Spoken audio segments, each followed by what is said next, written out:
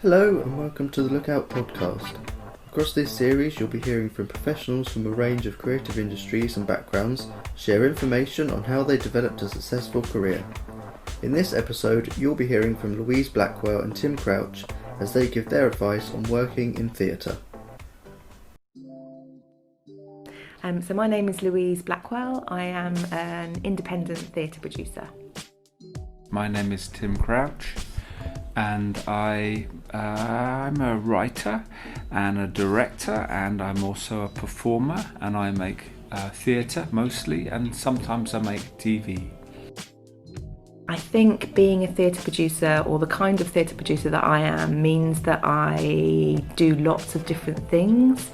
I wear lots of different hats. I basically work with artists who come to me with an idea about something that they want to make happen in the world, and I talk with them about that idea, about who else we might need to make it happen, what other artists or what venue partners or what spaces we need to kind of make it into a reality. And I raise the money and I build partnerships to help the work become a reality in the real world. I also spend a lot of time with artists thinking about the audience and who they might be and how we might encourage them to interact with what we're making. As well as working with artists on ideas they bring to me, I also sometimes come up with ideas myself. So I've been doing what I do for a long time, but I got into it because when I was younger, I was at school in Bognor, come from Bognor Regis, and I got into drama at school, and so I went to university and studied drama. And then when I was at university, I set up a company with a group of people, and then for about 7 years after I left university, I made theatre with that company, which was great. Actually, probably the best thing I've ever done in my life, to be honest. After that, I went to drama school. So I went to a college called Central School of Speech and Drama in London, where I did a postgrad sort of diploma in acting. And I pretended to be a proper actor for a bit and didn't like that much. Then I started to do some teaching. Then I started a PhD at Goldsmiths University and didn't like that much. I wasn't any good at that. And then I started to write. So I started to write plays 17 years ago in 2003. And since then, I have just made my own work.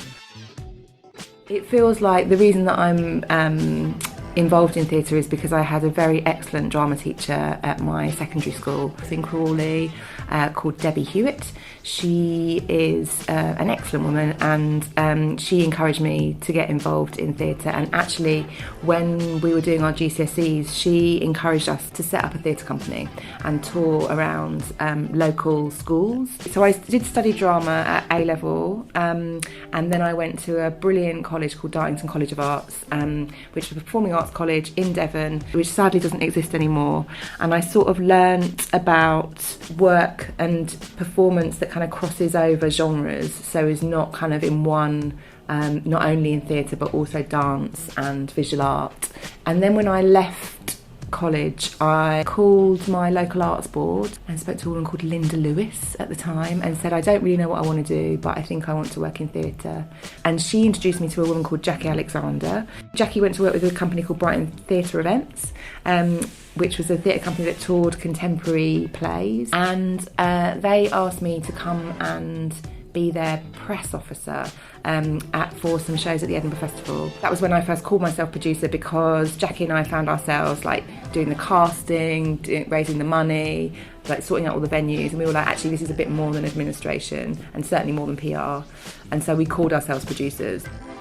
I think when you're younger, you might not realise that what you have is what nobody else has. So understand that what's yours is nobody else's, and try and hold on to what's yours, and try and find ways to represent what's yours in whatever you choose to do. So if it's in the creative arts, don't try and do it like somebody else, do it like yourself, because that's what an audience wants, or that's what a spectator wants, or that's what a viewer, if you're in the visual arts, they want to see you, not you pretending to be a version of somebody else. I would say go and see, if you can, find a way to go and see lots and lots of shows, work out what you like, work out what your taste is. There's always ways to get free tickets, I would say. So you can ask people if you can be on their press list. There's a really good Twitter feed by Linda Bloomfield, actually, who's another producer, and she has got a whole list of how to get free or cheap tickets. Find an artist or a group of people that you believe in. I think that saying yes is a really good thing to do.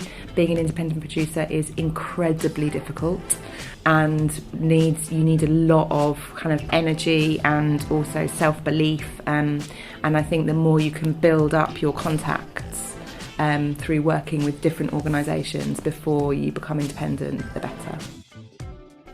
I've had some pretty depressing moments in the 35 years of my career, and if I let those depressing moments get the better of me, I probably wouldn't be doing what I'm doing now.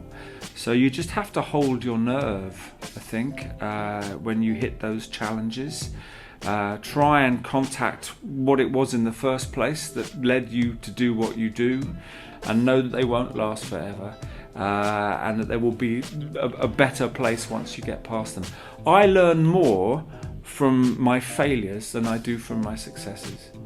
The biggest challenge of working independently is, of course, money. So you have to be incredibly resilient and totally believe in something and try and find a way to get your time paid for that allows you to keep working on an idea for a long period of time until somebody says yes.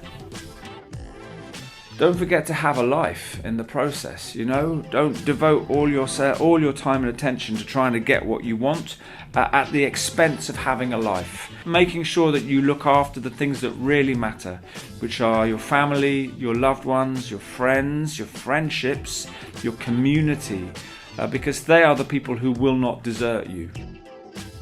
So I feel like it's massively important for young people to have the option and the opportunity to follow a creative career if they want to, and also to explore creativity in everything that they do.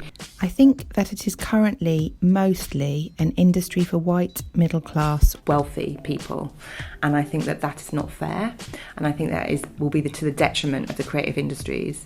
Having a creative job is fun and is good, and we spend so much time working that we should, if we can, do things that we love, and if we can find a way to be useful in society through creativity, that feels like a really important contribution, and I think young people should be able to have that choice.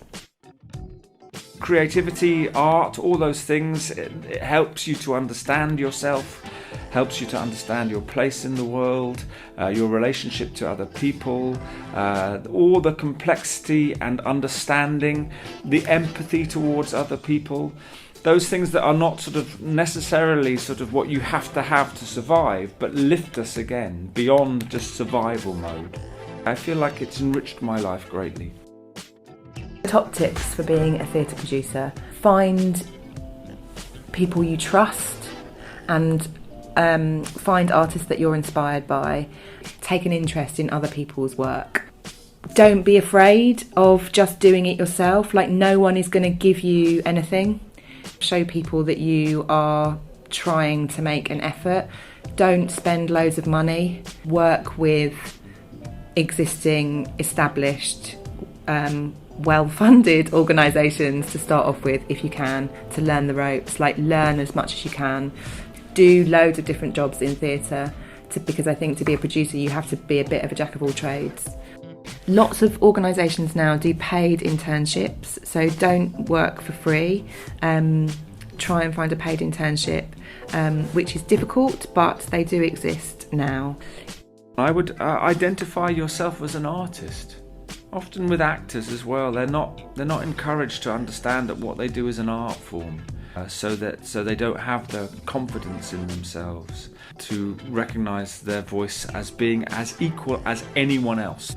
you know as much as they do. You might not have the same experience, but there's something in you, and everyone started with nothing, and everyone probably feels as insecure as you do. They've just worked out how to hide it. So find some youth theatres, find some youth organisations that have an open policy that anyone can come into. It might take a little while, but you're young, so you've got plenty of time. Time is on your side. So if you want to keep up to date with any opportunities for young people across the creative industries, including producing, you can check out projectlookout.org or follow us on Twitter, which is Lookout Brighton. Thank you for listening to this episode of the Lookout podcast. I'd like to thank Jay Felix for allowing us to use his music in the background of this episode, and Propeller Net in Brighton for offering up space and equipment for us to use. In our next episode, we'll be hearing from Ruby Glaskin as she gives her advice on producing.